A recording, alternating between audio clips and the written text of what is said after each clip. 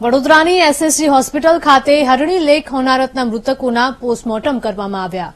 Postmortem પૂર્ણ થતાં મૃતદેહને અંતિમ વિધિ માટે લઈ જવાયા।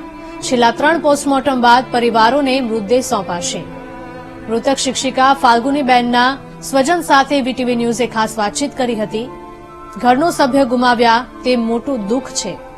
જવાબદાર સામે કડક પગલાં લેવાવા જોઈએ તેવી જ પરિવારજનોની માંગ છે। 25 વર્ષથી ફાલ્ગુનીબેન શિક્ષિકા તરીકે ફરજ બજાવતા હતા। મૃતક શિક્ષિકા ફાલ્ગુનીબેનના ઘરે 2 બાળકો, પતિ અને સાસુ સસરા પણ છે।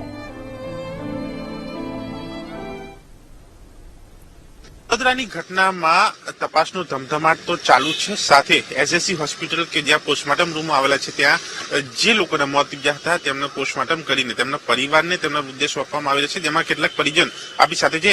શું કહેશો, આ જે ઘટના બની છે એક દુઃખદ ઘટના છે, પણ આમાં જવાબદાર કોણ, તમને શું લાગી રહ્યું છે અને શું કાર્યવાહી આમાં થવી? તંત્રની જવાબદારી બેદરકારી કહી શકાય, પણ તંત્રની સાથે અમારા મેન અત્યારે છે કે અમારા જે ભાભીનું મૃત્યુ થયું છે એમની આત્માને અત્યારે બને એટલી વહેલું અમે લોકો એમનું અગ્નિ સંસ્કારનો પ્રોસેસ કરીએ। બેદરકારી કઈ રીતની, કદાચ આપને ખ્યાલ હોય? અમારા માટે જે મૃત્યુ થયું એ જ મોટી બેદરકારી છે। એ જે નતું થવું જોઈએ, જે બાળકો મા વગરના થઈ ગયા। હસબન્ડ છે, અમારા મિત્ર છે, એમની વાઈફ જતા રહ્યા, એમના સાસુ સસરા જે પુત્ર વધુ એમના ગુજરી ગયા। જે સ્કૂલમાં સ્ટુડન્ટ્સ હતા, જે સ્કૂલમાં ટીચર હતા, એમના સ્ટુડન્ટ્સને આ 20-25 વર્ષથી જોબ કરતા હતા, એટલે એ બધી બી ઇફેક્ટ તો એ લોકોને થવાની જ છે। આજે બનાવ બન્યો, ઓવરલોડ, વધારે બાળકો બેસાડ્યા, શિક્ષકોએ ના પણ પાડી હતી એવી પણ વાત છે। હવે એ વસ્તુ એ વખત હું હતો નહીં, એટલે વી કેન નોટ સે એનીથિંગ। સરકાર પાસે, પોલીસ પાસે આપની કોઈ ડિમાન્ડ, આપની કોઈ માંગ, આપની કોઈ રજૂઆત? કશી જ નહીં।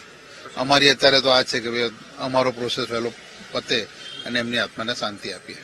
ગુનો પણ દાખલ કરાયો છે એ લોકો સામે? એ કરાયો છે, એ જે કાર્યવાહી છે એ બધું પ્રોસેસ ચાલુ છે। પ્રોસેસ ચાલુ છે, કાર્યવાહી ચાલુ છે। હાલ દુઃખ છે અને આ દુઃખની અંદર પરિવાર જે છે અંતિમ વિધિની પ્રક્રિયામાં લાગેલા છે અને એક દુઃખ પણ વ્યક્ત કરી રહ્યા છે, પરંતુ જે પ્રકારની આખી આ ઘટના છે, આ ઘટનાની અંદર આ કરુણ બાબત એ રહી છે કે આ 14 લોકોના મોત નીપજ્યા છે, જેમાં બેદરકારી સ્પષ્ટપણે સામે આવી છે અને બેદરકાર લોકો સામે ગુનો પણ દાખલ કરાયો છે। અલગ અલગ કલમો પણ લગાવવામાં આવી છે અને આ કલમો હેઠળ આ તમામ લોકો સામે પ્રક્રિયા થશે, કાર્યવાહી થશે, ધરપકડ થશે અને આ આખી ઘટનાને જોતા હાલ વડોદરા જે છે તે શોકમય બન્યું છે અને તેની સામે સરકાર પણ કાર્યવાહીના આદેશ આપીને કડક કાર્યવાહી કરી રહ્યું છે।